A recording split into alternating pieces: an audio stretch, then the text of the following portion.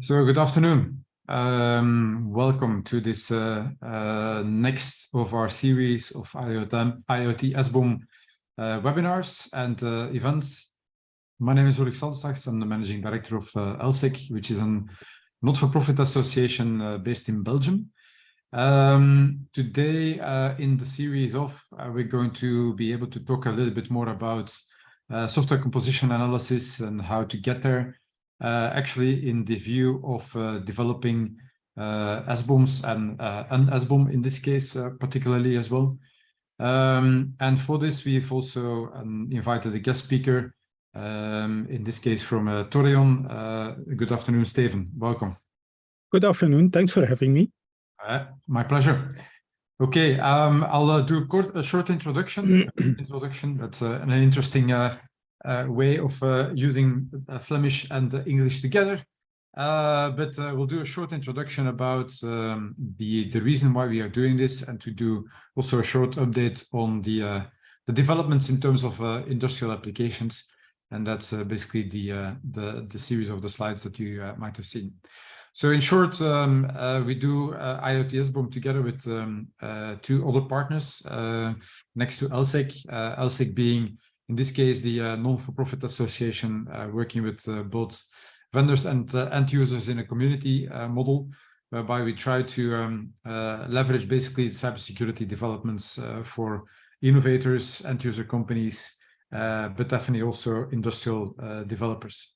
And that's also one of the reasons why we started the concept of SBOMs, and in this case particularly IoT SBOMs, together with partners Flanders Make and partners KU Leuven, and both of us really working towards the further security of industrial environments. To putting it in a bit broader perspective, specifically on IoT SBOM, SBOMs are, of course, and absolutely very valid in many different sectors, but we are trying to focus a little bit more in particular towards industrial sectors, where you can see definitely software all over the place, in the many different aspects of everything that's in relation to development of products, of industrial devices, but also industrial processes, including also energy, pharmaceuticals, and petrochemicals, to say just a couple. The reason why we do this is because there's quite a number of external cybersecurity threats which are facing us, and specifically also companies in this field. There's a number of insider threats. There's a number of activities which are just happening on the basis of maybe sometimes misconfiguration of developments. There's a number of external vulnerabilities which are being recorded by external platforms such as MITRE Attack Framework. And there's, of course, our own vulnerabilities that we try to understand to see what's really happening. To give a bit of the perspective, we do see that cyber threats are still there, and they are continuously increasing. We see them increasing both in total volume, but also in specific groups in terms of cyber attacks per organization, and then in the different regions all over the world. Maybe more importantly is that some of those attacks are not really especially intended to one specific entity, like basically your own organization or environment. But it's usually the result of a business model behind it, which is just taking place, and in this case, trying to get the most out of the tooling that they have in order to facilitate their malware activities. Things like ransomwares, for instance, are of that domain. But on the other hand, we also see that quite a number of new types of vulnerabilities are popping up, and that in many cases has to do with the way that software has been engineered, and how then, in this case, criminals or malicious intended organizations would like to abuse basically your own environments. So therefore, we have a couple of examples from in the manufacturing world and in the industry specifically. These types of companies, and especially the same is true for everything that's related to European companies, obviously. So companies in the industrial spaces today are massively being hit by ransomwares. They find their data encrypted during attacks, and they will see that it is actually extremely complex to also regain their data in that case. So is therefore something needed? Yes, absolutely. And we do see, if we split it up, that especially in the heavy industry, there is quite a number of incidents happening today. So those of you who are not familiar yet, this is potentially how a ransomware could look like in your case, and where you might need to do something about. So we won't be dwelling too much about the ransomwares, but maybe the reasoning to just put out here the anatomy of ransomware attack is, as I mentioned, it's not really directly intended to a specific company in most cases. It's basically the result of a number of vulnerabilities that you might have under your premise, and so that's really what you have to do something about.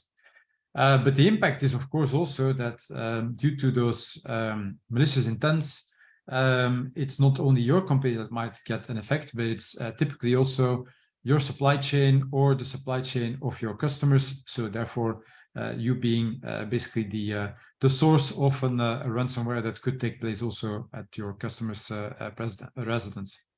And so there's quite a number of potential cybersecurity threats that you need to know about. Some of those we just already gave some indications about. And these emergent threats, as you can see, the number one being supply chain compromises through software dependencies. And that's really what, in this case, the SBOMs are trying to do something about, is to try to make sure that in the development of software, in the development of hardware, which usually also includes software, that at least there are some components in there that help out an end user understanding what those vulnerabilities are or could be, so that he can better protect himself or herself from doing so. But it's also relevant, of course, for all of us which are developing different tools and technologies, developing devices, which include, in this case, typically also quite a lot of software. And that is one of the reasons why in Europe there is something on its way, which is called the Cyber Resilience Act. It has been already ongoing for the last couple of years, and it's likely to come out towards early 2024 as a final act. And with its main objectives are to prevent the fragmentation of cybersecurity requirements for digital products, but mainly also to ensure that in those products there is cybersecurity being embedded. And so current legislation, as in before the Cyber Resilience Act, does not address that things like non-embedded software products are not supposed to be cyber secure, at least not from a regulatory or legal perspective. And that's really what the Cyber Resilience Act wants to do something about. So it's actually putting an obligation towards a number of device manufacturers. Those could be both home types of devices, but equally so industrial devices, and of course industrial devices, for instance, in energy domains, will be much more needed to follow cybersecurity specifications than anything before. So those would be the ones that we will need to focus on as well. But it's not only the Cyber Resilience Act that is of importance. The whole reason for us developing the concept of SBOMs and why we started the project of the IoT SBOM is because there is a regulation in the US which is called from the Biden administration the Cyber Act, specifically under the US government's legislation frameworks. And so from that perspective, there is now a requirement for all different vendors which are supplying to the US government itself, but also related agencies and organizations, including also healthcare and including also energy domains, that every product being sold there has to have a minimum element for an SBOM.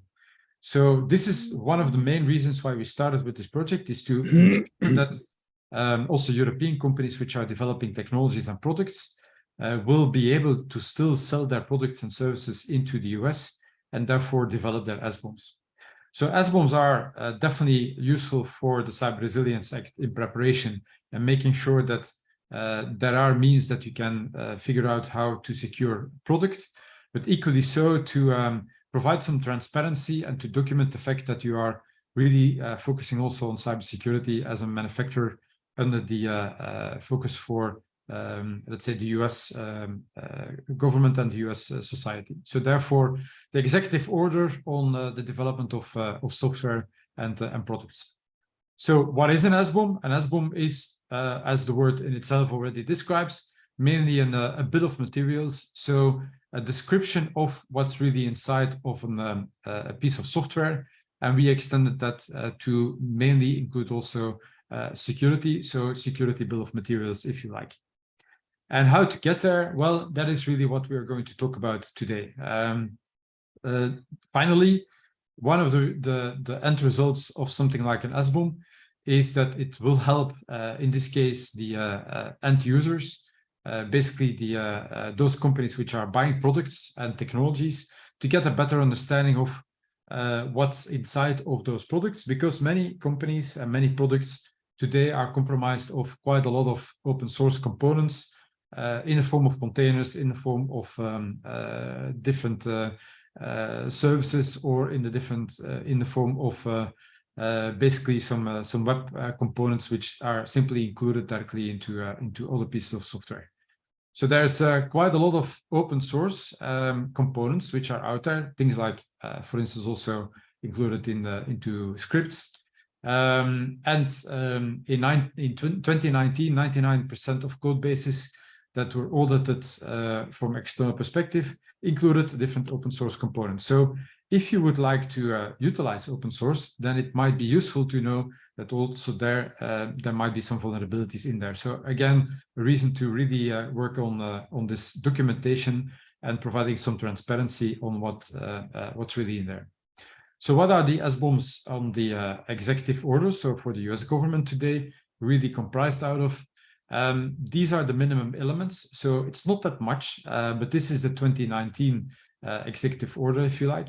And so an upgrade was made in 2021, and there's an upgrade following in 2023, which is requiring all of the vendors to provide even more transparency on the products, but also on the way that products are being developed, and also on the way that product developers are using a secure by design and secure by default development framework. So these will be requested whenever you try to sell your products into the US markets, and from 2024 onwards, also in the European market as the result of the Cyber Resilience Act. So, and to conclude basically this first part, and then I'll be happy to hand it over to Steven here. Here we are considering why it is important, and where in this case things like SBOMs are really of need. Because once that you start developing a product, then you have to take into consideration, of course, that a product in terms of its development, specifically on the software side, is comprised out of many different steps. You start to conceptualize it and start to design, but then you have to build it, you test it, and then all of the different steps which are following. For all of these steps, you can comment those, you can also provide some additional intelligence about this, and that's actually really where SBOMs can help, and where also the facilities and the concepts behind SBOMs really can help. It provides a structure, it provides a framework, and it provides also some guidance on how to get there. There is already quite a lot of tooling available, and actually some of the actual tools which are out there, which can help generate SBOMs, will help you in that process. And that's really what we're going to talk about today, in terms of how can, if you develop a piece of software, how can you analyze whether this piece of software is actually secure? So you would do some analysis on this, and the results of this analysis can then be recorded once, making it slightly more static. You did it once, and then you leave it to where it is, so that the developers can then further engineer and improve, let's say, the security challenges, or you can do it more dynamically and make sure that you can watch the whole software lifecycle development and ensuring that also throughout the product lifetime or the software lifetime, there is a continuous understanding of what potential vulnerabilities are. So those we will be recording in the SBOM, and then we make the SBOM basically available to the customer so that he can also follow what potential vulnerabilities there might be in the product or service that he just bought. And I'll come back later on how that works in practice. But from here, I'll just stop this piece of the presentation. And so, Steven, with Toreon, you have been working quite a lot in terms of doing a lot of software analysis over the last decade, I would even say. You've been helping companies with analyzing their software developments. You're also giving them advice on how to further improve the software. So thank you very much for joining in here, and we're very grateful that you can also do this in the perspective of the SBOMs, because I think that really a lot of our developers in this community are looking to find out how to further improve their work. Most of them are working really on the design and the development of a single product, but much more can of course be done. So I'll hand it over to you now. Thank you, Ulrich. Maybe a little bit more about myself, because of course I'm going to talk to you about SBOMs today. Most of it is going to be factual, but some things will be more opinion. I will mention when it's my opinion. Of course, my opinion is based on my history. So in '99, I started as a developer, and after a couple of years, I was actually developing test tools, and I did that for let's say roughly 10 years. And when I saw that more and more of these automated tests were on security, I decided to make a career switch. And now in the past, let's say 12, 13 years, I've been working solely on application security. I'll show a little bit what that entails in the only slide I have prepared for today. So just so you know that the things that I will talk about today, the pains that I have felt in the past, these are things that have to do with software development. In my case, pure software development. So I have never worked actively on embedded devices, IoT, or ICS SCADA systems or anything like that. But I do guide a number of our customers in that process. And I think the very first thing that we need to talk about is, okay, the need for an SBOM. Which problem is this going to fix? Because Ulrich in his presentation clearly showed that there is a compliance factor. There are a number of laws that will mandate you that you have to do this. But what security are you going to get from looking at the composition of your software and having an SBOM and then also checking it? What kind of process do you need to do to actually work with an SBOM? Because the first legislation that is now coming up just talks about you needing to have an SBOM. But for those of you who work, for example, in the medical sector, who build medical devices, the legislation that comes out from the FDA, the Food and Drug Administration in the US, doesn't just say that you need an SBOM, you also need to show the process that handles your SBOM and that handles the risks that come out of the analysis of your bill of materials, which is not yet mentioned in many of the other legislation, but you can be almost 100% certain that there will be updates to these kinds of things. So we will need to talk about that process as well today. And Ulrich mentioned and showed that supply chain attacks are the problem that we're trying to solve here, which also means that since we talk about software development, we automatically have to look at two different moments in time. So you have software that is currently in production, you have software that is under development. So you will need an SBOM for both situations because the libraries you use and the underlying architecture that you use might change. Hopefully, it will remain the same mostly, but if you check an SBOM for vulnerabilities, you will need to know, do we have this vulnerability in production or only in development, and then you can still fix it before it goes into production. So that's something that we might want to get deeper into later in this webinar, because the purpose of this webinar is, of course, that it's going to be very interactive. So whenever you have questions about any of these processes, feel free to put them in the chat so that we can handle them. So creating an SBOM is the first step in a process. That process is something that you will need to define. You will need to define how to create the SBOM, for which elements in your lifecycle. Are you going to do this for every feature branch, only for the main branch, or only for the code that is in production? This is the first decision that you have to make. How are you going to handle the potential vulnerabilities that come out of this, or the potential problems?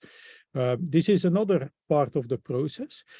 When you thought about all of these processes, that's the moment you can look at tools. So again, this is my personal opinion. I feel very strongly that you need to get a handle on your process before you look at tooling. The tooling should support your process, and you should never need to change your process to accommodate a tool, because then probably that tool is not the correct tool for you. Now, when we talk about this process, we are looking at one of the elements of a secure development lifecycle or a secure application lifecycle, depending on how you want to look at things. So if I apparently cannot share my screen, so that's something that Ulrich will have a look at for me. I was going to show you the SAM framework from OWASP because it describes... You can share it now. Okay, yeah. All right, so what are we working with here? Well, you're all building products. That product needs to be secure, both from a legal point of view, but also for your organization points of view, because otherwise you will get a very bad reputation, potentially fines, people will not buy your products anymore. So a certain level of security is definitely needed. In order to do this, in order to have a process around a bill of materials, you will need to look at your complete development process. So all the activities that you see here actually were already mentioned or hinted at in the last slide that Ulrich showed you. So there needs to be some kind of requirements building coming, for example, out of compliance management, which is at the middle left, because the different types of legislation will tell you that you need to have an SBOM. You will need to potentially provide documentation on how you handle that process and things like that. So usually things, or in an ideal world, things start in governance, a number of requirements will be given or created. If you look at implementation, you can see on top there is a build process, and then right next to it there are the software dependencies. That's actually the thing that we can check with the bill of materials. Now, that is one part of your bill of materials, the software that you use, the libraries. But if you look further to the right, you can see that there is something called environment management, and there you have the need for a patch and an update process. So somehow you will need to detect that the Linux kernel that you are using in your IoT device might have a security vulnerability and it needs to be updated. For these kind of things, you could use a scanner, something like Nessus for things that are running in production, but a bill of materials is also suitable to get that knowledge. So within some, I'm not going to explain some completely here, but within some, there are clearly already two places where a bill of material needs to be built. And potentially you will need, or actually I'm fairly certain that you will need to build both of them in order to actually respond correctly to this legislation. So with that, oops, sorry, in the back of our mind, combined with the fact that we already talked about that we need potentially a bill of material in different environments, there we see that, okay, in your organization, when you need to start thinking about bills of material, first thing is, where do you want to do this or where do you need to do this? Second, which format are you going to use? Now, I'm a project leader in the OWASP open source organization. I'm the project leader for the threat model project. So again, I'm a bit biased. I'm going to point you to OWASP references since they are open source. And the Cyclone DX format was originally developed within OWASP. So you need to decide which format your SBOM needs to have. And that is something that you, of course, want to know upfront. I can already tell you, if you choose the Cyclone DX format, most, if not all, of the tools that can read SBOMs will be able to read that format. So it's not that there are 10,000 different formats. All right, so when we are this far, we need to also clearly define roles and responsibilities, because a process will need to be built. Who is responsible for generating the SBOM, because you will not create it manually, or at least that's not the idea. Who is going to check that it is indeed correct? Who is going to check that there are vulnerabilities in there? So lots of process that you need to build. Now, I mentioned in the beginning, we need to clearly define the problem that we are fixing. So on one side, we want to make sure that we know about vulnerabilities in our dependencies or the underlying infrastructure that we are using. We don't just only want to know about it, we also want to react to them. So those are two elements that we also need to talk about. And when you're, let's say, doing that process, the problem you're going to want to fix is not that you want to create a secure application, because we all know that that is almost impossible, if not completely impossible. What you want to have is a sufficient amount of confidence to do a release, or a sufficient amount of confidence in your current production that you don't have enormous problems with your, in this case, dependencies, because today we're specifically talking about this bill of materials. So when you create this process, the roles and responsibilities, and you look at the tooling around this, that's something to keep in the back of your head. If you generate an SBOM for your software from your IDE, then you can probably be fairly certain that that list of libraries being used is going to be very correct. If you build your embedded system with something like, for example, Yocto, you can use Yocto to build IoT infrastructure, then it would be great if there is also a tool that generates the bill of material for you. Now, a bill of material, even of a fairly limited Linux system, is still going to be a fairly large bill of materials. So also there, when you look at tooling, you need to make sure that your confidence level on their correctness is high enough. I see there is a question. So the question is, why would we not want to have this SBOM in every part of the pipeline? So that's a very good question. You do want to have your bill of materials ready at a certain point in time. Now, and this is my personal opinion, when you look at, and now I'm speaking strictly about writing software, you want to give fast feedback to developers so that they can learn from things that did not go optimally. That is why a static code checker, for example, should be run, if not in the IDE itself, preferably on every commit. So you get this fast feedback. Getting fast feedback on potential vulnerabilities in your libraries is also important, but how fast does that feedback need to be? Well, my opinion is if you do this on a nightly build, then probably that's going to be fast enough because, okay, every day new vulnerabilities are logged, so they are CVEs, because CVEs that are made public, that is the thing that you can check on if you created an SBOM. Because what do all these tools do? And they all work roughly the same way. The tool will read your SBOM.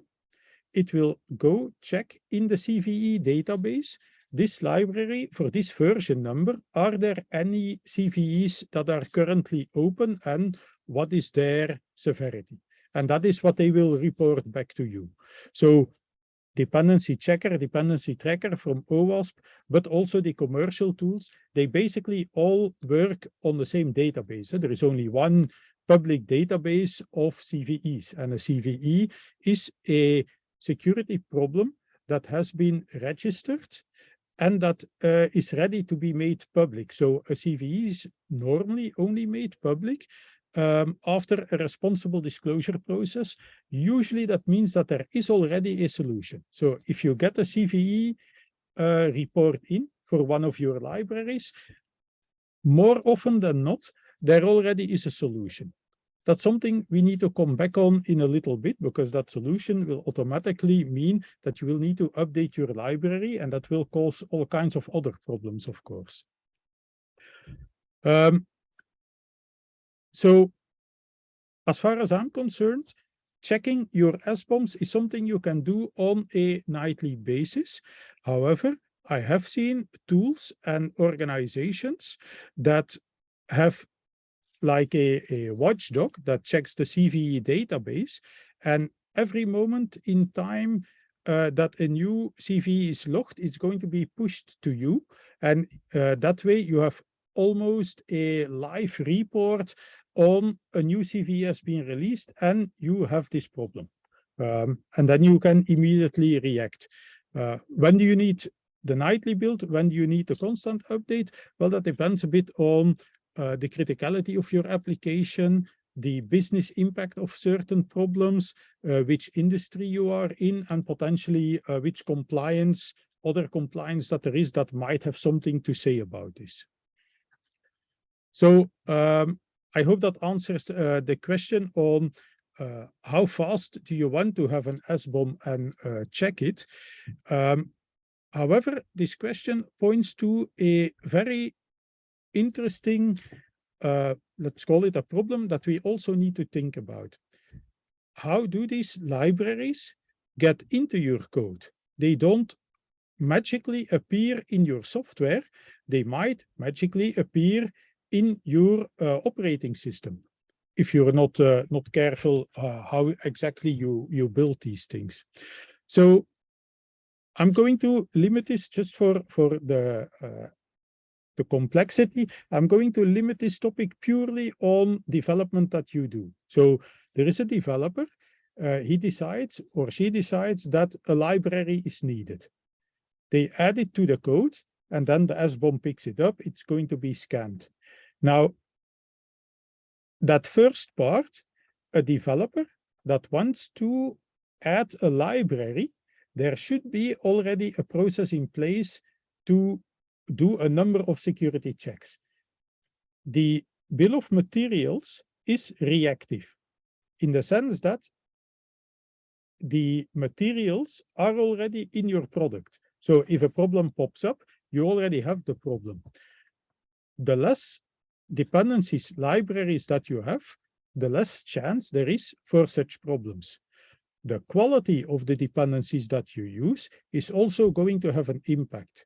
So a developer should be aware, should have some training so that they are in the opportunity to detect potential problems there. And this also comes back to the problem of or potential problem when you need to do updates. So in an ideal world, if a developer wants to add a library, there is going to be a little bit of analysis done. Is this a library from a well-known source? Is it, for example, Angular created by Google? Yeah, that's a well-known source. Is it currently maintained? Well, in the case of Angular, yes, it is currently maintained. What are the functional reasons to do this and not to build this code yourself? Well, in case of Angular, you get lots of front-end things in there automatically that you don't need to develop anymore. So you're going to gain some time. The disadvantage is that, of course, yeah, now you have a library that you need to use. What are the security benefits and disadvantages? Angular is a great example for that. Angular helps to protect you against cross-site scripting, and Angular is ready for a content security policy header. So in web development, those are two important things that you need to think about. Of course, if you are creating an IoT system that is not open to the internet, so that only lives within your customer's environment, then that might not be the most important thing to you. What are some disadvantages or security disadvantages for such a library? Well, again, Angular is a great example. Angular specifically mentioned from the beginning that they will not be backward compatible across major versions, which means if you are on a certain version, a vulnerability is detected, and the people from Angular say, we're going to fix this if you are a version 2, and they will fix it in version 3. You will need to switch to version 3 at some point, but they don't guarantee backward compatibility. So you will need to analyze this. You will need a complete test cycle before you can actually release this product. So why do I mention all of this? In the end, if there is a security vulnerability, then you need to react to it. You will need to update your product. You will need to release it or update your server-side components. And there is going to be some sense of urgency with this. For some organizations, you will need to be able to react really fast. For other organizations or other products, if they are much less open, if they are, for example, not connected to the internet, a slightly slower update cycle might be acceptable. Not always, but it might be. So these are things that you need to think about. Everything I tell you, you will need to retranslate into your business context. Why do I mention this with updates? Why do we need automated tooling for this? And why do you need potentially automated regression tests? Well, if a problem is detected and you need to react fast, then you will need to be able to update your libraries quickly. You will need to do a quick test or release it in production while you are still testing. So these are things that you will definitely need to think about when you write your processes on how to handle vulnerabilities in your bill of materials. I see there is another remark.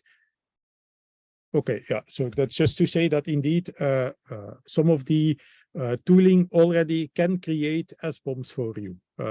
So if you are lucky enough to start with a new product and you can still select the tooling to build your product, then things like Yocto and Zephyr can definitely help because they already generate or are capable of generating a bill of materials for you. All right, so all these elements of the process, how to work with a bill of material, are going to be important. There are some elements there that might be more important than others, but you will need to somehow document this, write this out, because you will write out the requirements. What you need to keep in the back of your head is, again, which is the problem that we are fixing. You use software which has components that you did not build. You use potentially embedded infrastructure or operating systems that you probably also did not build. They might contain vulnerabilities. You need to know about them, and you need to be able to fix them. That is the problem that we're actually trying to fix with the bill of materials. I don't know if somebody has any questions on that, any remarks, or does everybody agree that that is the problem that we're going to talk about today? That is what a bill of material actually was invented for, more than just because compliance says so, which is true, but if you need to do it for compliance, why not have some security gains as well? Yeah, I think you're absolutely right, Steven. I would like just to make a small notification that it might be useful, just also for the sake of the clarity and the discussion, to try to split between the developer of a product and the developer and engineering of, in this case, also the SBOMs, versus the user and the enterprise where actually the product is going to be installed, as in the consumer of the SBOM as well.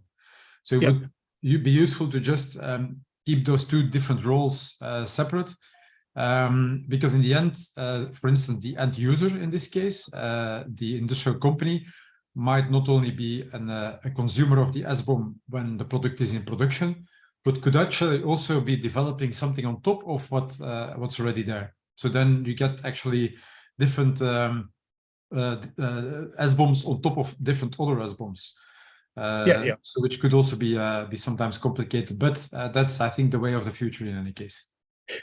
So indeed, you're very correct about that. Even if you look at it from a purely software development point of view, some languages are more susceptible to this than others. But for example, if you use Node.js and you use a library, that library is going to use lots of other libraries. If you use two libraries, they will also both use other libraries. They might use the same library, but in different versions. So these nested dependencies are a serious problem at the moment. So creating SBOMs, that is let's say a problem that we have a fix for. That is a question that has been solved. In practicality, when you implement them, you will run into these nested dependencies and things like that, where there is actually not yet a one-size-fits-all solution. So let's first look at, okay, you're writing some software or you're building a product and you need to generate a bill of materials. There are several tools that will do so. Most of them will work in your CI pipeline. So during your development, it will constantly update your bill of materials. If you then also scan it, this bill of materials, it will tell you which dependencies need to be updated, and then you can act on this. Already here, as I mentioned, this can cause already a number of problems. So if you need to update your product and you have consumers that use your product, then you will need to foresee some way that they can either be notified or that your product will update itself or something to that nature. I don't know if the upcoming CRA specifically mandates this, but you can already expect legislation in that nature to arrive. So there will need to be some way for you to update your products in the field. And if you're in a B2C environment or a B2B environment, that is going to be slightly different, but you will need to think about this. If we have a dependency problem, we need to update a library. How do we do this? Do we release a new version? Is there something that we can do? Can we have all the devices do a callback on a regular basis and tell them to update to a newer version? What with products that are not necessarily connected to the internet? do you have any idea on the products that you have released? Which versions are installed with your customers? So in B2C, this is an active problem with some of my customers as well. The things that are sold in the physical stores, they have the default version on them. They might be in a store for 2 or 3 years before they are sold. So the first thing that product should do is, of course, update a number of things. But how do you do this with products that don't actually connect to the internet? So these are very interesting questions for which most industries are currently looking at what would be good default ways to fix this. To my knowledge, for most of them, there is no clear answer yet. So that's something to look forward to. Luckily, the very first part, generating an SBOM and in which format you need to do this, this is something that we have tooling for, that we consider to be almost a fixed problem. So Ulrich asked me to make a distinction between creating your own product and using other people's products. Well, we mentioned it one way. The other way, of course, also needs to be thought about. So you're a company, you build a product, you use elements or components from somebody else. So you're in a B2B relationship that somebody else should notify you when you need to update things. Of course, it is quite important that you make sure that you are updated. And I'm still sharing some topics. If you look at design in the middle, it says security requirements. There is an element in there called supplier security. If and when you use components, and I think nobody builds a product really from discrete components anymore. You're going to use something like a small Linux kernel or some other components that you build on top of. If you can, you will need to go and build into your contracts some clauses around being notified within a certain amount of time of problems with dependencies. You will need to define how they are going to update their products, because if they update their products without your knowledge, if it's an automated update of some kind, you will need to have some really good testing, automated testing behind that. Otherwise, your products might have functional problems when you didn't make any changes. So all of these elements that come back when you think about the functional workings of these dependencies also come back in security.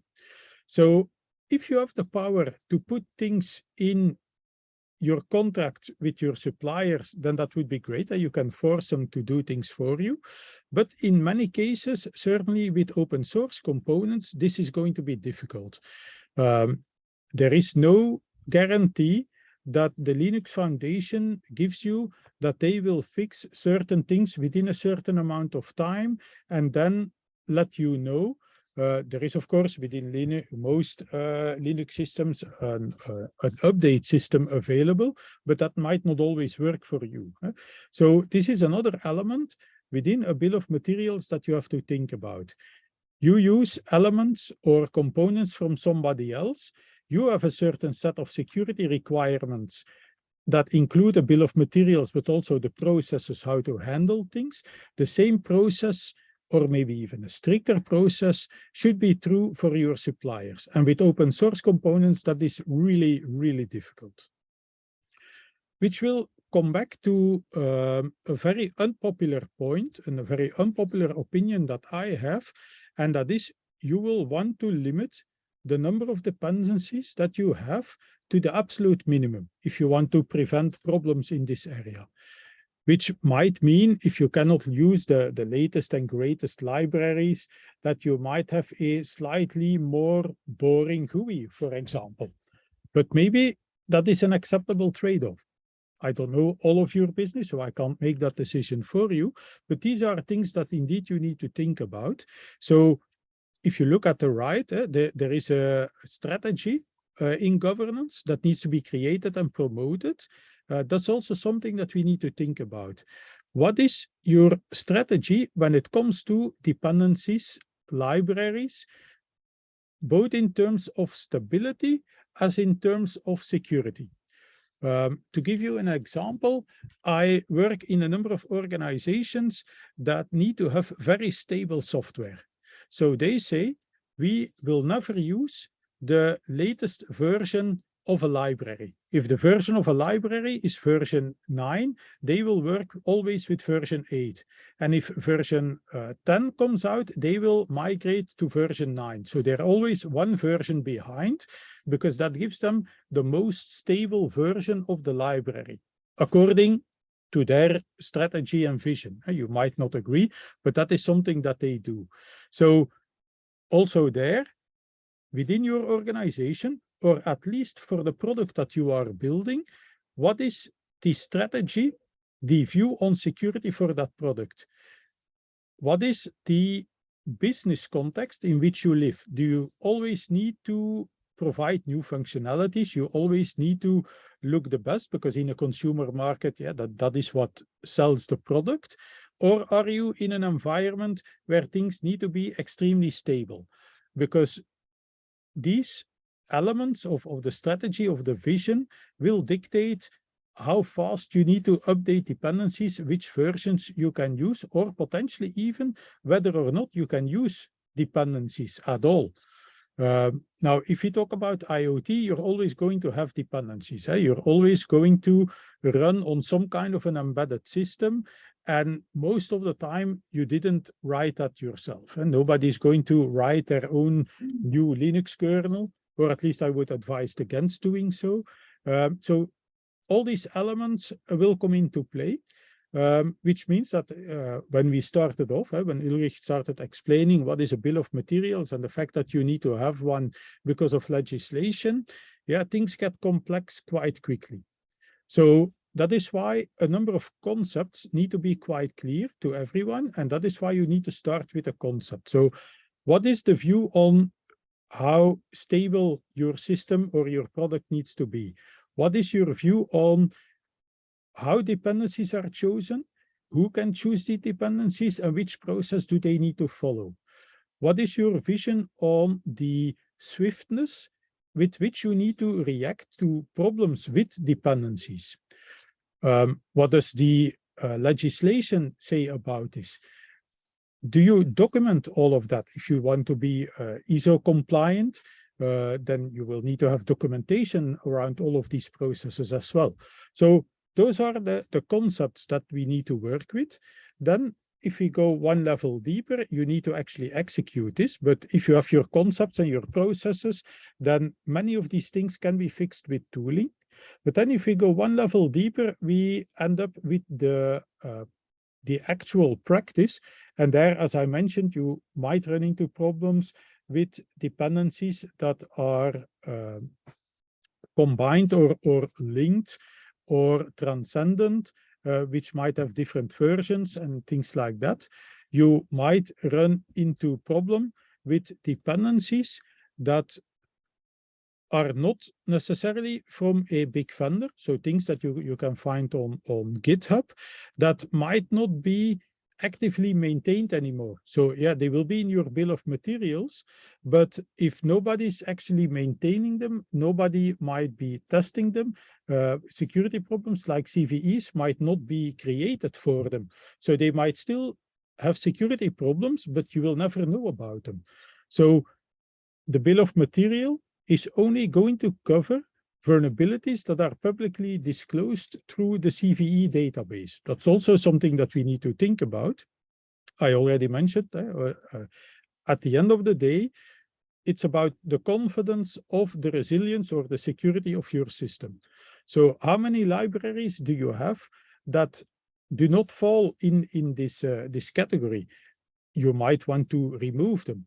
I'm going to guess that most of you work with an existing system. So looking at the libraries you already have and trying to actively reduce them would be a good thing to try.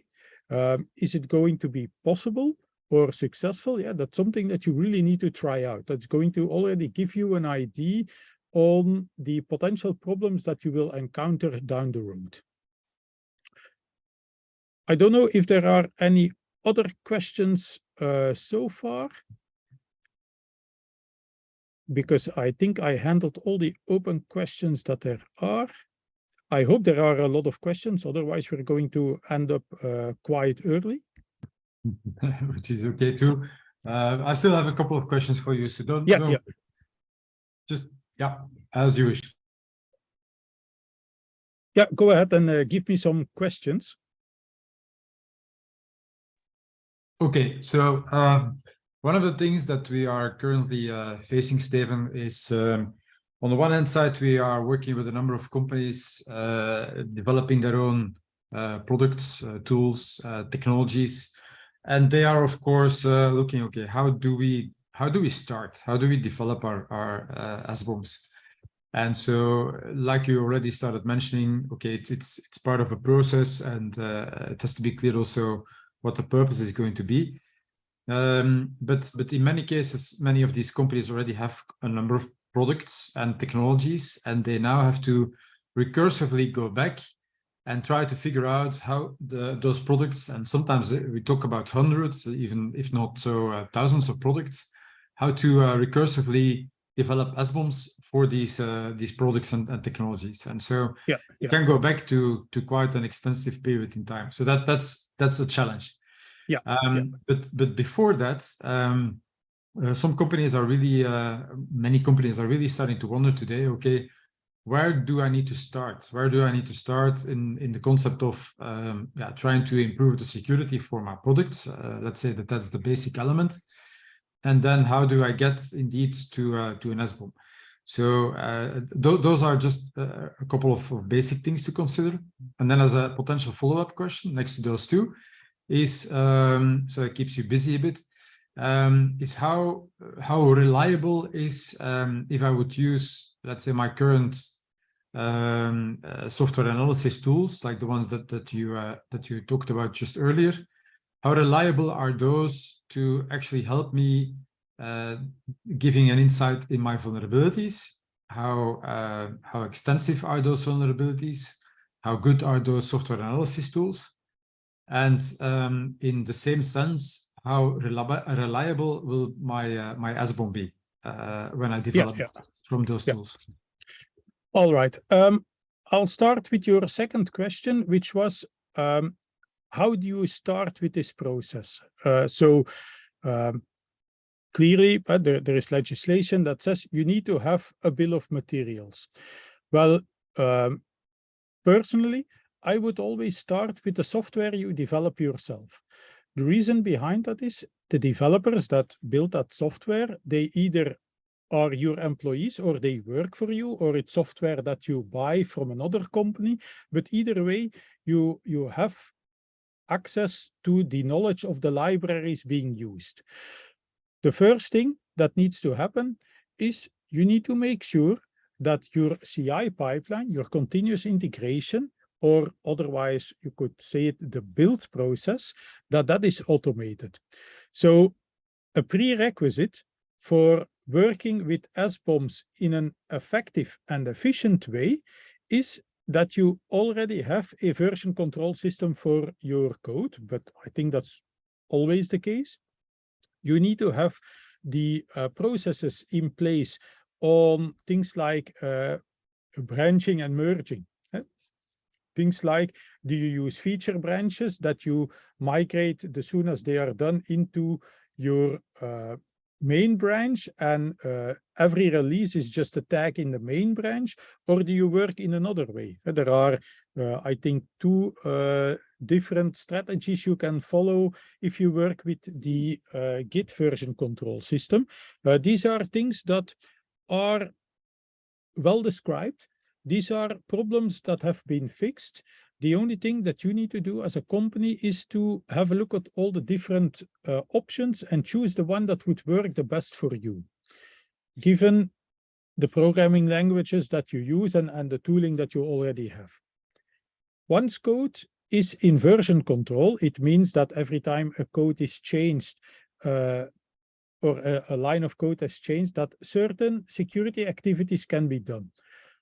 Static code analysis, but also component analysis or dependency checking, which needs to have a BOM to start with. So if your build process is not yet automated, then creating an SBOM is also going to be more difficult. So where possible, you need to automate your build process, because most of the automated build processes, whether you use Jenkins or do things in Microsoft DevOps, there are, for most of these CI systems, either plugins or known commands to generate an SBOM for you. The reliability of that SBOM that comes out is something that Ulrich also hinted at. We'll talk about that in a little bit.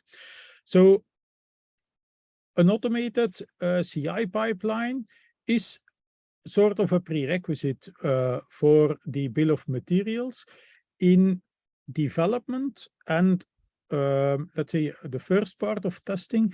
There are 3 big elements that you can do. You can analyze your code, you can analyze your dependencies, and you can do a dynamic analysis of your product. Dynamic means that it is the product that is running. So you need to deploy it somewhere. It needs to have all the backend services available. That is like the beginning of a penetration test or a mini pen test, depending on how you want to look at it. So these are 3 big pillars of testing that can be done during the implementation or on the nightly build. We're focusing on the bill of materials, but I mentioned static code analysis. Now, why did I mention that? Because that will come into play when we talk about legacy software. I don't know how much experience you have with static code analysis, but if you have a program that already exists and you just run that through a static code analysis tool, a number of results are going to come out, usually a lot of them. Some of them might be false positives. Sometimes a lot of them are false positives in static code analysis, but the same problem exists in the bill of materials. So if you already have gone through this process with static code analysis, then the process will be the same for bill of materials. And on a very high level, the process is you need to build a bill of material, you need to run it through one of the scanners to get back the results, and then somebody will need to look at the results and start a triage process. The person who does this needs to be quite well versed in your application, because that person will need to decide, okay, I'm getting a complaint here on this library, this version. This is indeed the library in the version that we use, or it might not be, in which case it might be a dependency of a dependency of a dependency, something like that. And you will need to look at the CVE, which describes the actual problem. Every CVE has a CVSS score, which is an indicator of the severity of the problem. You will probably need to rescore the CVSS score to your context, because if it's a CVE for a library, they're always going to assume that it is internet facing, which might not be the case for you, which is going to change the severity score. That's something that you need to go through once so that you can start logging tickets, because hopefully you have a defect management system, which is in the middle of your screen at the bottom. You need to track all these defects because they need to be fixed. If you have a legacy application, that is, let's say, I'm going to give a customer example without naming the customer, a Java application that is more than 6 years old, where there has never been a process to add new libraries, and where they also did not have the time or the process to fix their technical debt, meaning all the libraries that were ever imported are still in there, even if they are not used. In that case, yeah, you're going to end up with quite a big list. My advice to you is pick the top 3 libraries, or let's say the top 3 scoring libraries, fix them, and run your bill of materials again and look at the report again. Because often in such legacy applications, the dependencies of dependencies and things like that can go quite deep. And by fixing 3 or 4 libraries, if you started off with 300 or 400 vulnerabilities, half of them might already be gone. So from then on, since we're talking about legacy software, what we need to do is this list of 100 vulnerabilities that are left, we need to work through it, preferably as soon as possible. But realistically, this might take a couple of weeks or even months to go through. Once that is done, your bill of materials that is going to be scanned on a nightly basis is not going to pop up many new vulnerabilities. Okay, it's true that vulnerabilities are discovered every day, but if you use, let's say, 20 or 30 libraries, or even 100 libraries, if you look at a Linux system, it's not like there is every day 2 or 3 new critical vulnerabilities that pop up in all the elements that are used within a typical Linux system, luckily. So once you get to the point where you were able to work through these initial scan results, then you're in business as usual, and then the time spent on this is hopefully minimal. But with legacy software, especially in IoT systems or industrial systems, systems that have been made to actually last for 20, 30 years, what I have seen, if you do a bill of materials in those, is that list in the beginning can be really long. So the first time you run this, you need to have a look at the results and then try to think about the most efficient way to actually get all of these things fixed. And you will probably want to sort on a certain amount of things. So vulnerabilities that impact availability are probably number 1 for you to look at. Unless the availability of your product is not important, but the integrity of the data is much more important, in which case you need to focus on the vulnerabilities that score bad on or that have an impact on the integrity of the data. So some kind of prioritization will need to be done. You can already start to think about that today, because if you can define it today and tomorrow there is an SBOM, you can start working on it. If you wait to define a strategy how to handle your backlog of items that will almost certainly exist, then yeah, you're losing some time potentially. I'm going to come back to the question of tools in just a little bit. I already mentioned that the person doing the triage needs to be somebody who understands the application. He also or she needs to understand libraries and code if we talk about software development. So you're always or almost always looking at least a medium, if not a senior developer. Now, in some, there is a concept of a security champion. A security champion is a person who takes up responsibility for security activities, or at least to make sure security activities happen. If your organization already has security champions, then the person to look at the software dependencies is going to be the security champion. What does the role of security champion entail? And by this, I will answer Ulrich's question on what is the profile of the person that could do this in the most efficient way, because other people can do it as well. They might just need more time. A security champion knows the business context. A security champion can answer questions like, okay, you have to choose between confidentiality, integrity, and availability. Which one of the 3 is the most important? And you can choose only one. That's something that a security champion should be able to give you an answer to with some rationale with it. a security champion also has technical knowledge on the system. Potentially, you will need a security champion for the embedded part, a security champion for the backend part, a security champion for the user interface on your embedded device, because these are typically all different technologies.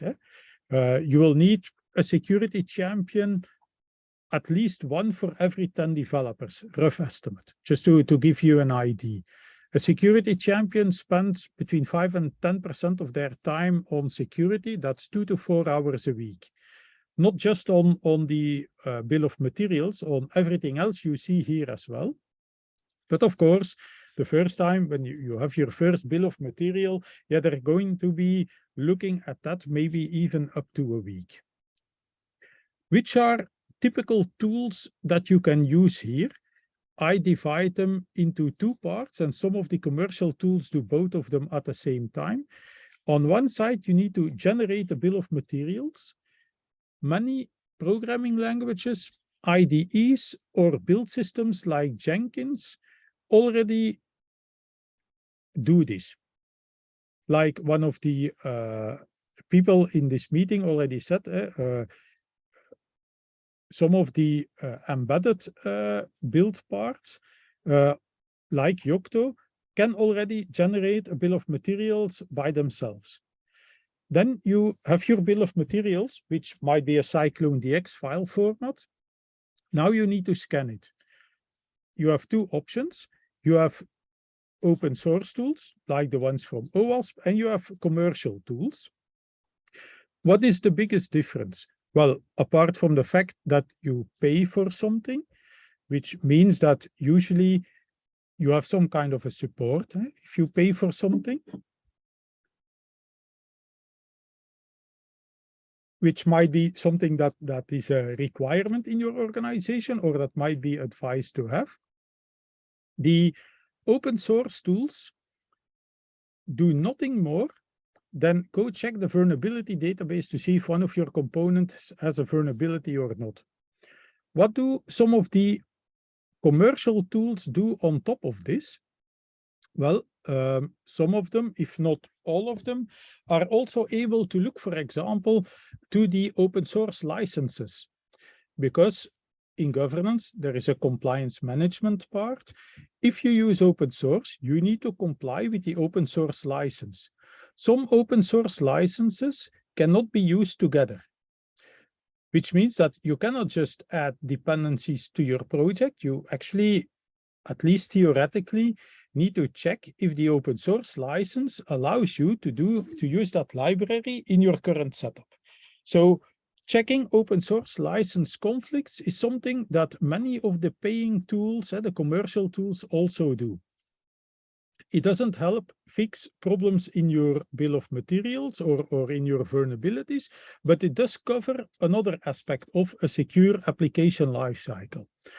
So technically speaking, all the tools that I know about do the same thing. They read in an SBOM, which is often in some kind of a specific JSON format or a specific XML format. They go to the database, the NVE database, the National Vulnerability Enumeration Database, and they check it. That's what all these tools definitely do. And then, of course, there are differences. Some tools do license checking. Some tools also do a little bit more. They will make sure if you, for example, say, I need to be always on the current version -1 for the stable version, they can let you know about these things. But that's roughly the types of tools that you are looking at.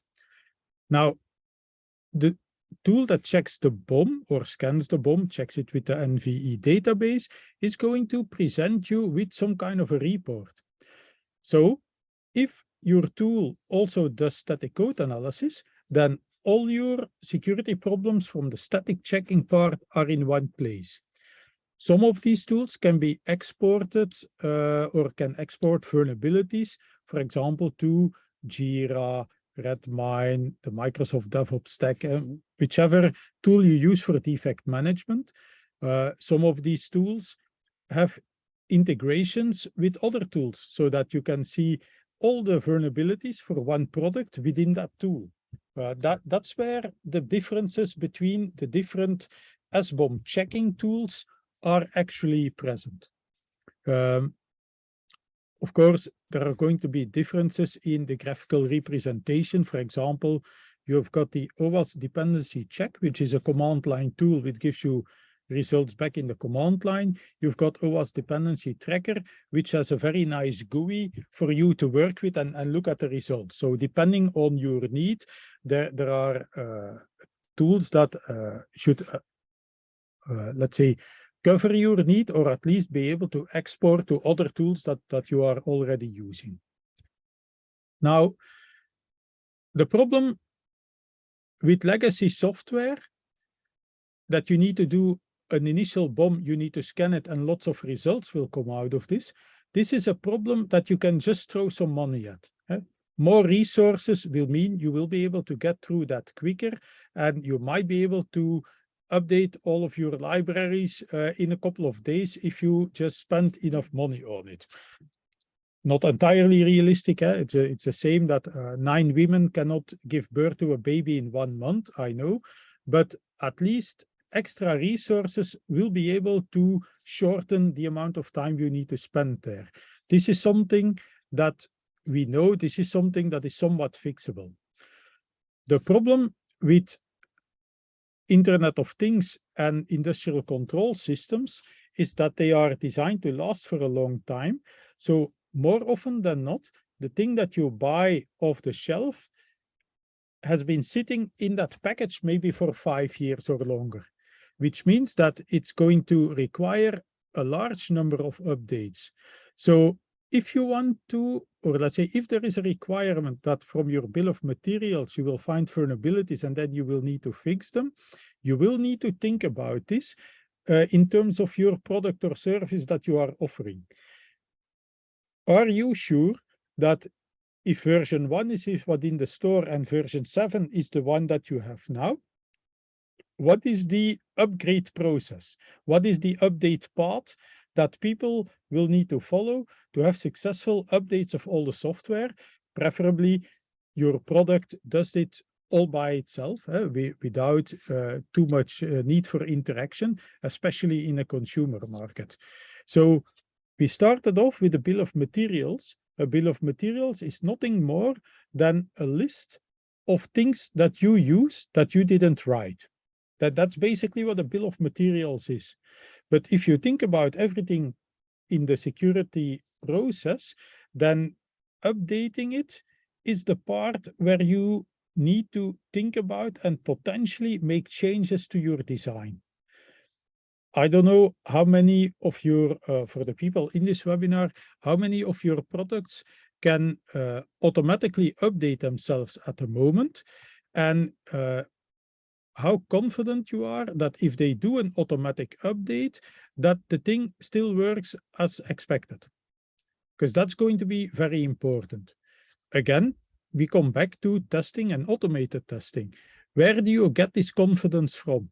You get the confidence from one side, you know that a bill of material is correct, that there is a problem that it needs to be fixed. On the other side, your automated testing systems have tested as many of the updates paths as you can, and at least the most common ones, to make sure that if the updates happen in an automated way, that everything is still up and running. So yeah, bill of material by itself conceptually is quite an easy thing to understand, but that's why I present just one slide, this slide. Everything needs to work together in order to make the security work, which is a bit annoying. Now, that leaves me with this question from Ulrich on confidence in your tooling, which he phrased as, what is the reliability of an SCA tool? Well, in pure software, the tools that I've seen used work very well. They hardly ever, if they hardly ever have any errors, So if they say that certain libraries are being used, I'm almost 100% sure that they are in there. Did they detect every library in there? There, my confidence is a little bit lower, but still quite high, at least for the tools that I've seen being used, especially if you ask beforehand from the developer community, give me a list of all the libraries you use, and then you generate an SBOM, you check the two, then most of the time this still works well. Where does it not work well? For code that you import that is not necessarily recognized as a library. But for me, that's not a software dependency, because now we're talking about code that you're copying. That needs to be handled in your code reviews and your static code analysis, because then it's no longer a dependency, because you pick up the code and you put it in your product. So you're no longer depending on something else. You literally incorporated it into your code base. So I'm fairly certain, at least for the software part that you write yourself, that is quite complete. For things like Yocto and things like that, I'm also reasonably certain that is going to be complete. I know that there are a number of other tools that for example, try to build an SBOM list for a Linux distribution, for example. Now, how does that work underneath? More often than not, or at least for some of the tools that I looked at, they go and query the package manager. Now, if you work a lot with Linux, you know that there are already some caveats there. If you install everything via your package manager, it's going to work just fine. If you did some manual installations, then these programs or dependencies might not be picked up by your package manager in some cases, in which case, okay, the bill of materials is going to miss those. So I would advise, as a one-time exercise or maybe a yearly exercise, to indeed do a manual sanity check of your bill of materials, but somebody who has sufficient knowledge of, for example, a Linux system, do a manual check to see how good your bill of materials is. In my experience, the tools that I've seen used or that we used ourselves are quite good. I'm not going to say that they're 100%, but they are quite good. And if they missed something, there is usually a good explanation for it, such as it's something that was installed outside of the package manager, and thus the package manager simply has no notion of this. So once you detect this, or once you know that these things will be a problem, again, in your design phase, it should be clear that those things are not the preferred way of working. If you always install things on your system via the package manager, then the tool that relies on the package manager has a lot of reliability. You can trust it. If you do some manual, like they say in French, bricolage, so if you clubber things together in a manual way without using the best practices, because in a Linux system, a best practice is to use a package manager. If you do a lot of those things, yeah, then you're making it harder on the tools to actually detect these things. The reliability of the tools will go down a bit, but I would say that the reliability of the system as a whole is probably already something that you need to question, because you do things in a non-standard way, which means that unless it's very well documented, if you do code reviews or other security reviews, it might be overlooked because nobody told the person that does the investigation or the analysis that there is a non-standard way that is also being used here. So I hope, Ulrich, that already answers most of your questions. Coming back to the legacy software part, if you have software or a system that is more than 5 years old, then and it uses, let's say, mediocre amount of dependencies, then you are looking at several days, potentially weeks, to actually go through them, analyze them, see if the problem is impacting you or not, and then coming up with some fixes. So yeah, then it's going to actually be costing you quite a bit of money. Because, and this is an aspect that we did not touch upon, you use a library, it has a known vulnerability. That doesn't mean that that known vulnerability can be exploited in your context. Maybe this vulnerable method is not something that you are calling in your code. Maybe this vulnerable library can only be called by your code. So it's not some JavaScript that runs in the front end that I, as an attacker, would be able just to call in a browser. So maybe the functionality that has the problem is not being used, and then there is a high chance that the vulnerability cannot be exploited. Now, in the organizations that I work for, I still force them to update the libraries because of two reasons. You might not be using that vulnerable method in code today, but you might be tomorrow. Yeah, and then we missed it. And it's not because you're not calling the method that we are 100% certain that an attacker cannot call this vulnerable method. Which, if you have JavaScript that is on the client side, then I'm almost 100% certain an attacker can call that vulnerable method. So detecting the exact extent to which an exploit can be done in your situation is going to require some time.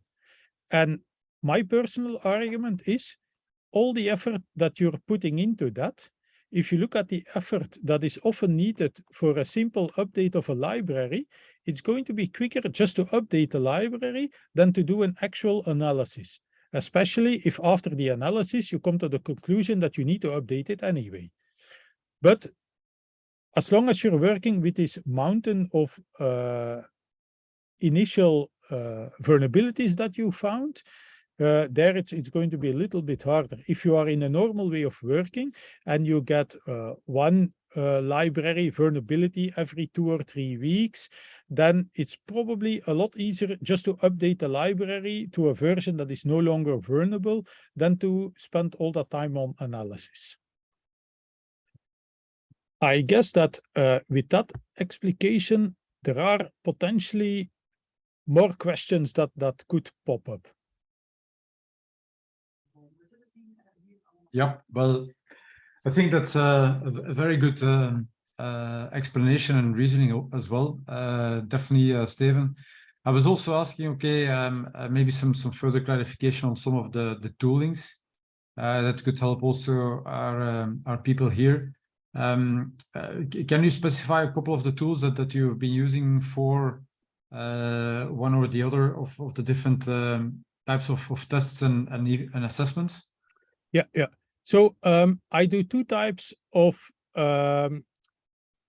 jobs, or I work in 2 modes.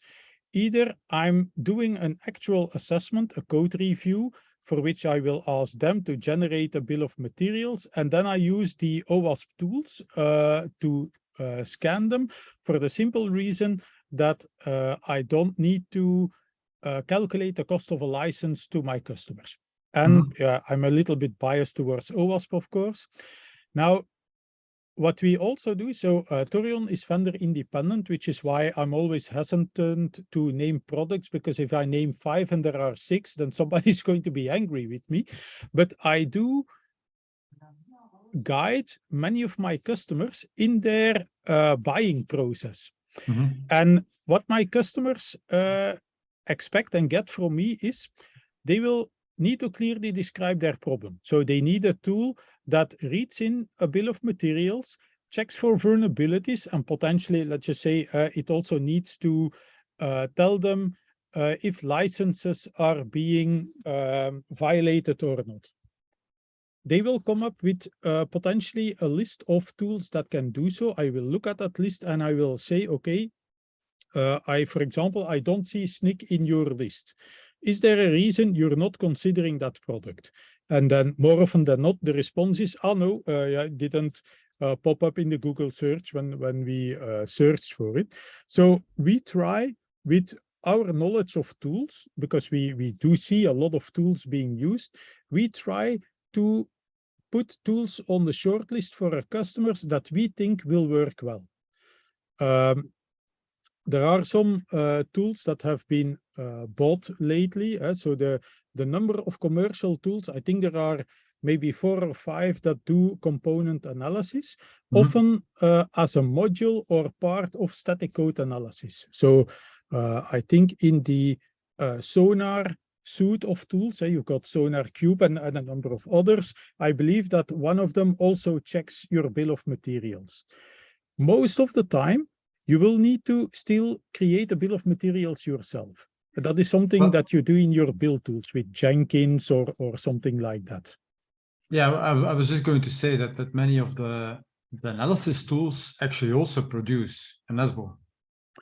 Yeah, if they, well, let me rephrase that. So if your static code analysis tool can see the dependencies, they can generate your bill of materials. A tool like Yocto, because it knows which components you are using to build your Linux infrastructure system, they can give you the bill of materials. But if you are, let's say, hosting your web application on a web server, yeah, you have your bill of materials of your libraries of your software that you wrote, but everything underneath you don't have the bill of material for.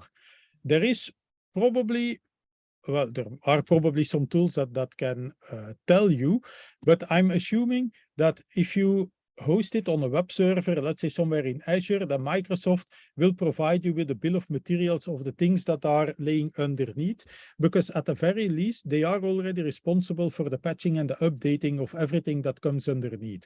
But potentially with all this new legislation, you can request bill of materials from them and do the scanning yourself. But if they handle that complete process, I hope that the legislation will allow for that you can say, listen, I have a contract with this company and they provide this service that you request from me. So in that case, indeed, your tools that are building your systems will be able to tell you what your bill of materials is, especially if you use things like Node.js, or if you use Java, you have your POM. If you use .NET, it's also quite easy to generate a bill of materials directly inside of, for example, Visual Studio and things like that.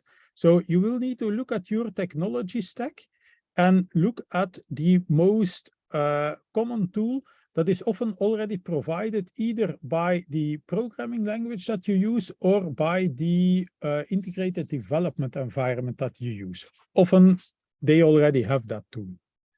Yeah. What we see happening is that you get industry-specific types of tools as well. Yeah. Is that something that you see too?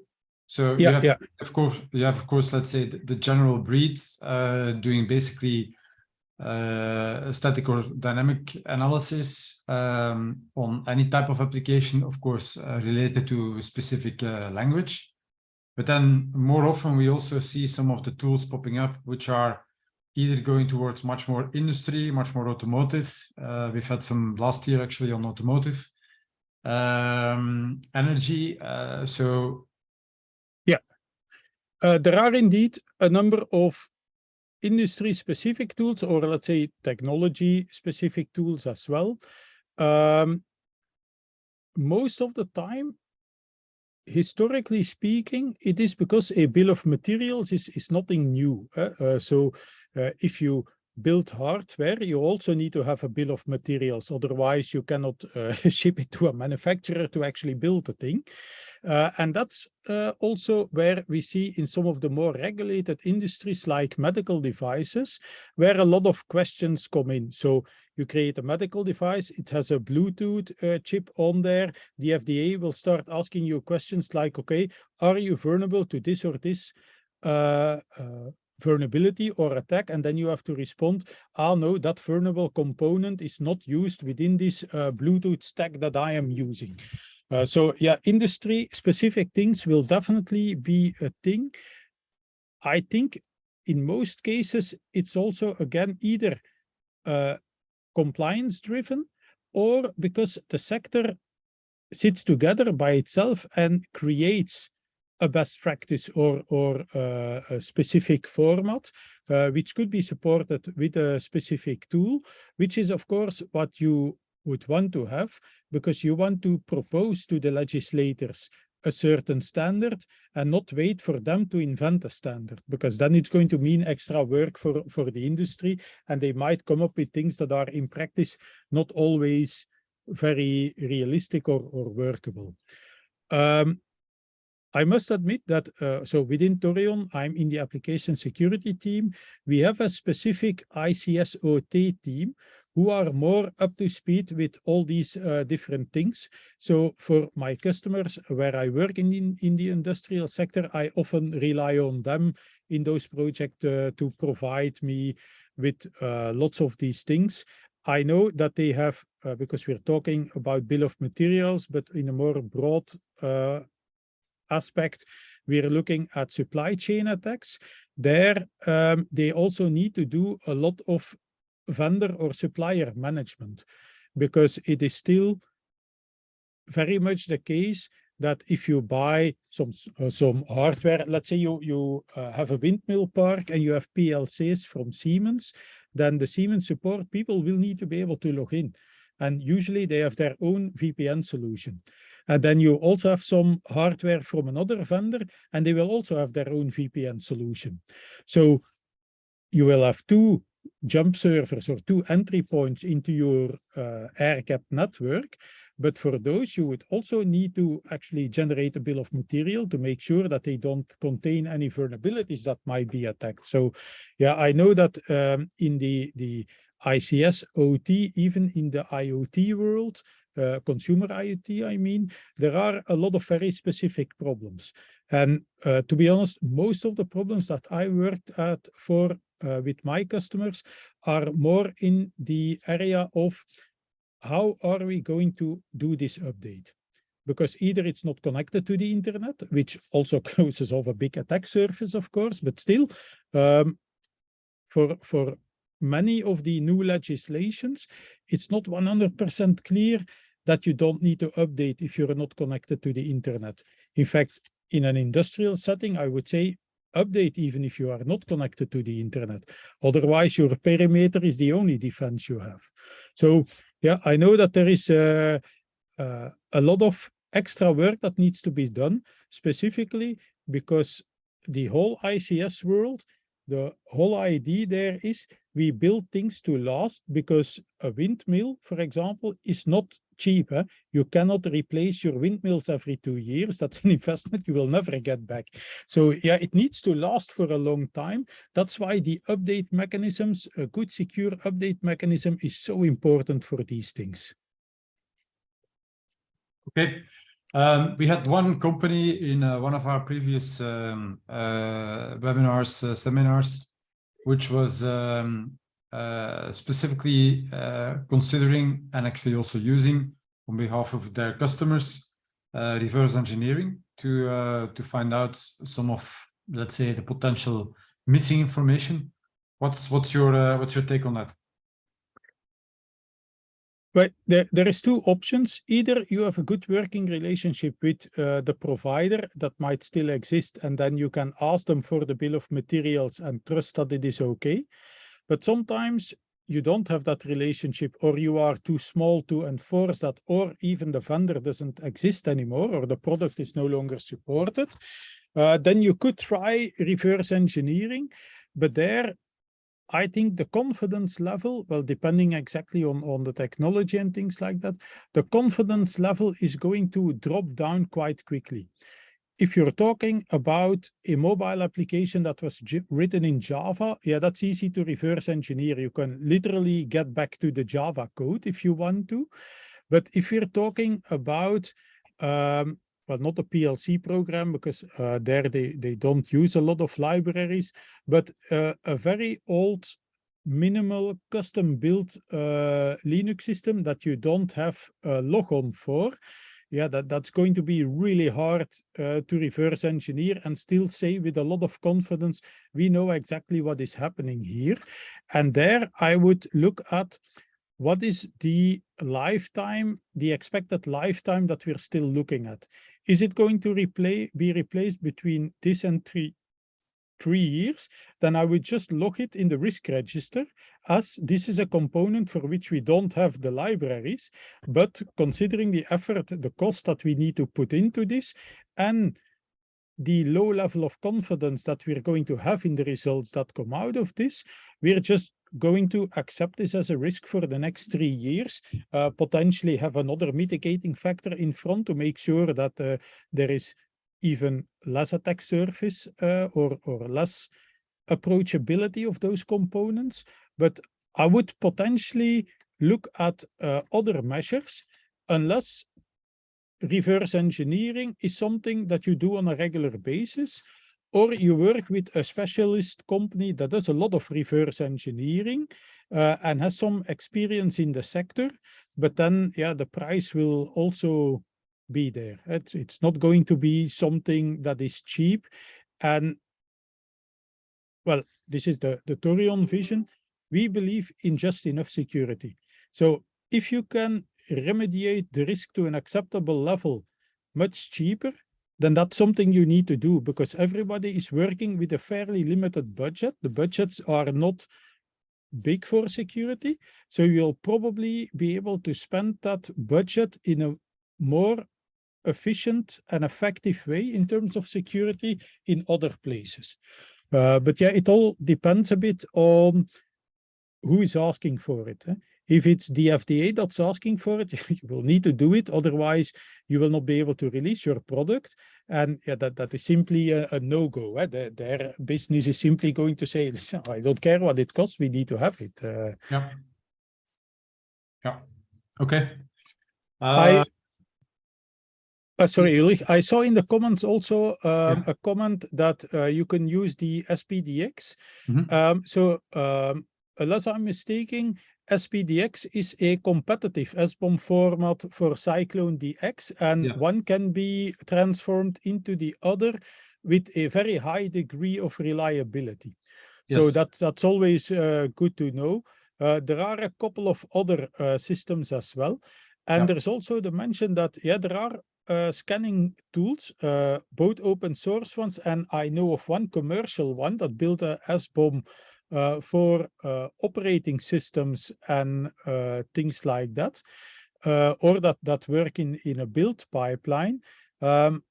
Again, I would apply the same process to select those that you would do to select a library for your software.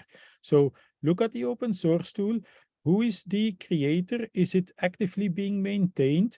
Is it from a reputable source? Does it provide you with all the information that you need? And if that is the case, then an open source tool might be good enough. If you need things like support and things like that, there are still open source tools like Red Hat, for example. They provide support as well, but then it might be easier to look at a commercial tool, because they can give you the support that you need. Okay, you're going to pay for it, of course, but you need to make the decision, and maybe that's something that is already in your strategy or your vision for these kinds of things. So static code analysis, for example, are you going to buy a tool for it and use support on it? Or are you going to do manual code reviews, which might be just as good as a tool in static code analysis? Doing it manually is a severe drain on your, if you work agile, number of story points you can do in a sprint, or just the number of hours a developer has available to do development. In most organizations, that's a big no. The release cycle, the project plan, the functionalities that are going to be there in the product lifecycle, the releases have been fixed. So suddenly spending half of your development time on something is simply not possible. So there, it's going to be done via a cash out, hopefully with a handover to then internalize it. So you might buy a static code analysis tool, hire 2 experts to do the initial triaging of this huge list of things, make sure that they set up your process, make sure that everybody understands how the process works, and then pick it up and internalize it with somebody responsible in your team. That is usually a little bit of a middle way to get tooling installed in your different processes without hampering too much your development lifecycle. And I say too much because somebody will, I am convinced, even as a consultant, that you will need to internalize that at some point. So at some point, a developer or a security champion, preferably more than one, needs to take over this task. You don't want to outsource all of that. In my opinion, if you're already not outsourcing development, then you also want to probably internalize that. Yeah, I think those all of these things are very reasonable. I think for the sake of clarity, and also in the context of some of the previous talks that we had about this, yes, we talked indeed about SPDX and Cyclone. We've also considered SWID, and we've also looked into how to integrate all of the different formats together, so that becomes and that's through a system which is called SwiftBOM, which basically takes a look into all of the different formats and then tries to compile them, just also indicating where the, let's say, where the differences are and where one or the other gives more information. So that's just for the sake of clarity to the viewers and listeners here. Okay. I think in terms of I think we've gone a bit from left to right, so that's great. I can add and finalize with a couple of slides on a couple of these things that we've talked about. Maybe as a final question to you, Steven, and thank you very much again for your insights and contributions and perspectives. Maybe two final questions. One is related directly to you and to basically what you can do as a consultant, as Toreon, in this domain. Can you support companies in the development of their SBOMs and into the revision of them, and also in the final deployment?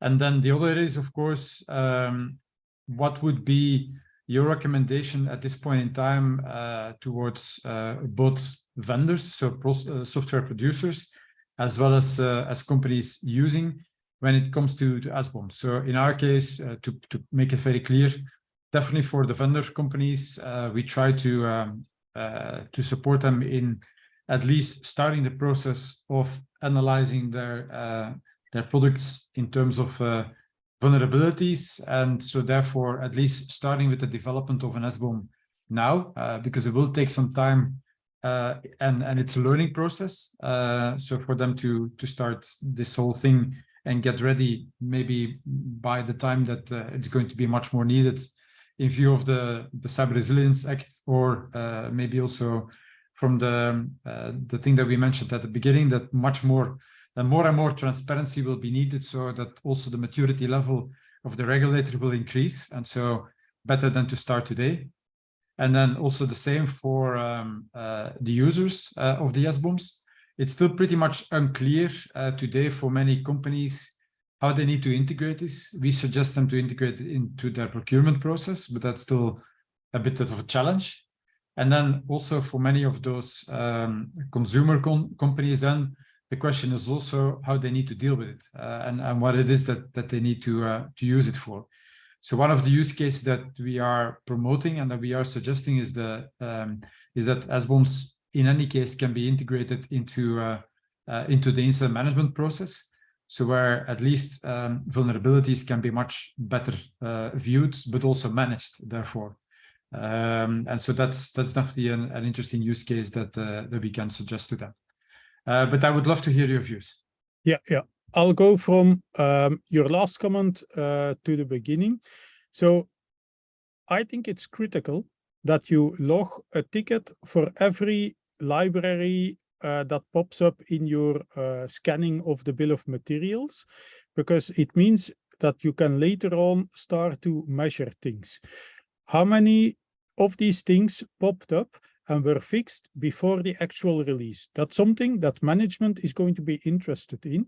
It is also how you prove that the investment in all this tooling and working with the bill of materials, you can factually show, if we did not do this, this is how many vulnerabilities would have been in production or would have gone to production without us knowing, and that might have been detected and then exploited, which is the variable part.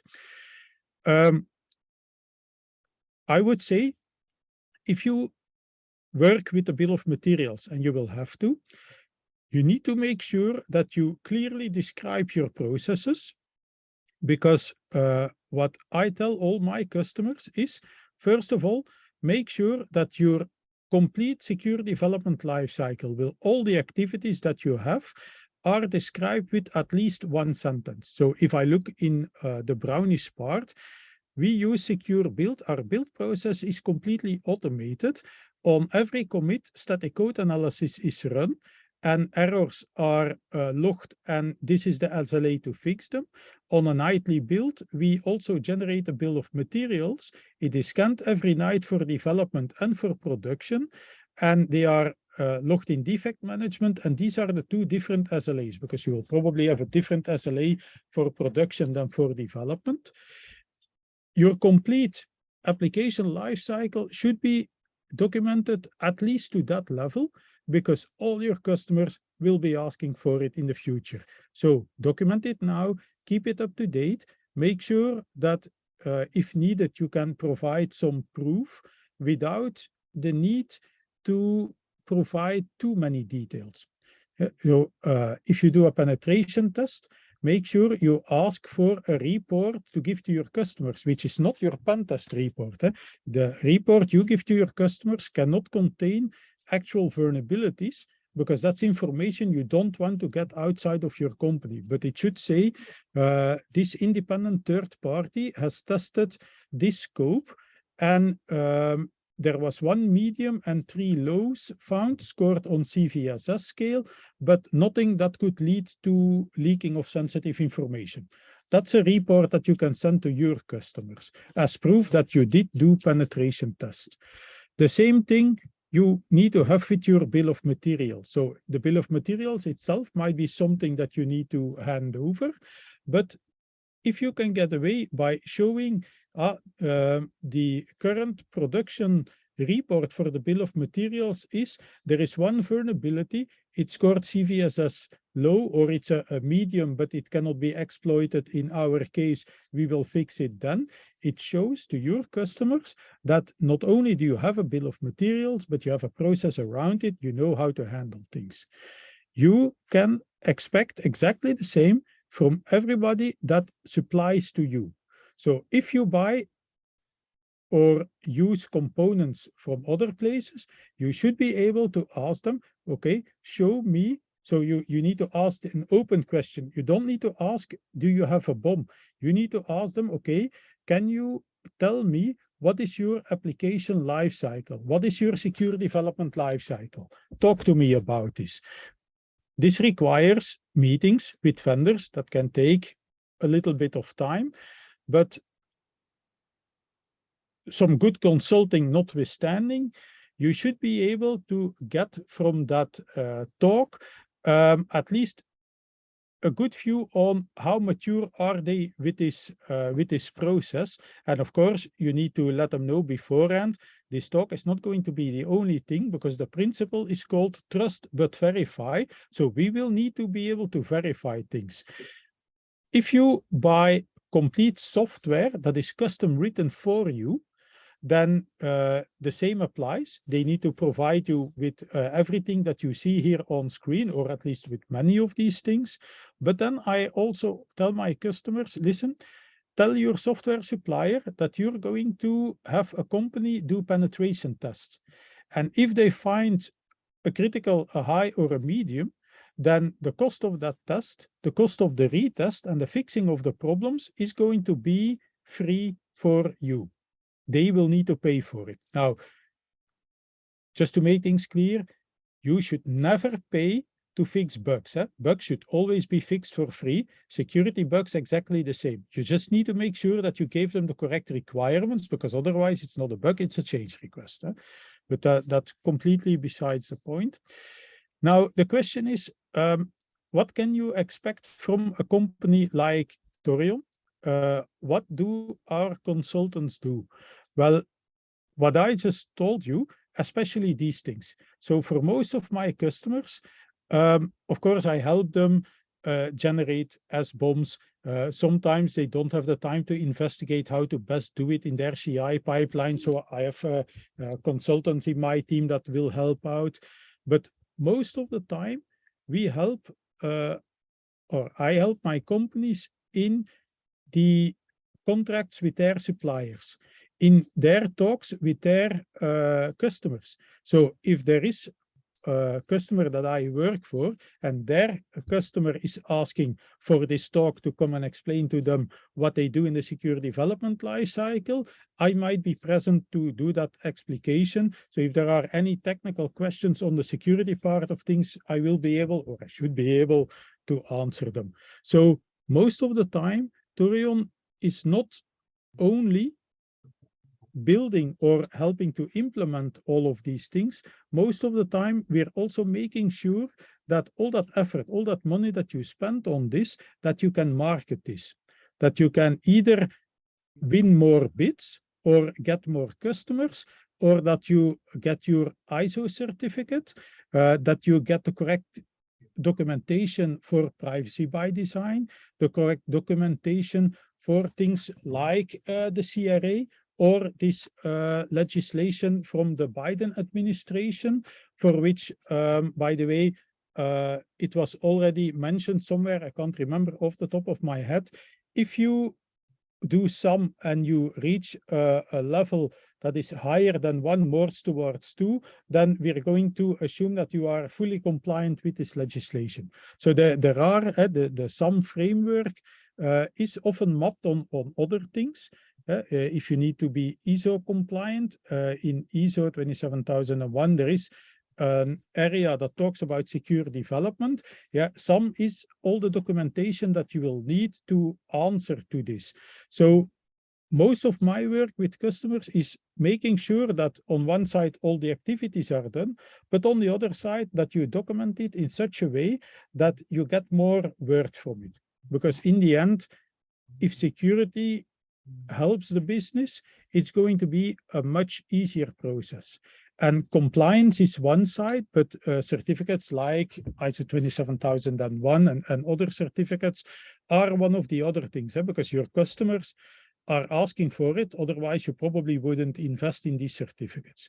So that's why I always put some emphasis on, if you have a process, make sure you document it well, because if you can document it and there is an audit, you can show it. You can show this is the process. Here is Jira. Look at the ticket lifecycle. Clearly, we are implementing this process. If you can do that, you will generally not have much problems when you have an audit. Okay. So yeah, that's for all these things you can contact Toreon. Okay, that's quite complete and detailed. Yeah, in the meantime, because we run out of time, I just showed in the background a couple of the slides I still wanted to show, which to a large extent are also making a sort of resume of the things that we talked about and that you talked about.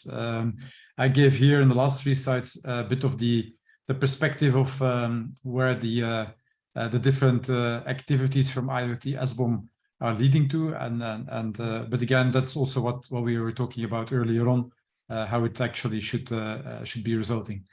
And so very finally then, this is what your SBOM finally will look like and how it will result in the context, of course, of also some of the considerations that we made before. So with this, we ran a little bit over time, but I thank you definitely, Steven, for your contributions and insights. And let's try to meet up again in a couple of months on maybe some concrete cases that we might jointly work upon and see how we actually have been developing and working with companies in creating their SBOMs and taking these steps that you also were suggesting further in their way of implementing and to its end use, as in this is really why it's useful, not just to create an SBOM, but really to improve security, in making sure also that you can do your business still in an international landscape, and also that you increase the side of security, not only from your products, but also towards your supply chain. And adding to that, there's a couple of other things that we didn't really talk about in this webinar, but it actually also gives you a bit of a perspective on potential licensing issues that you might have, or other specific components. But we'll pick those up in another future webinar, not too very far away from here. Steven, thank you again. Thanks a lot for having me, and I hope to hopefully at some point see everybody in the flesh. Indeed, thank you very much, and we'll definitely send you the invite for the next face-to-face meeting, which will likely take place around the 22nd of June. All right, perfect. Have a nice day, everyone. Thank you. Bye-bye. Bye.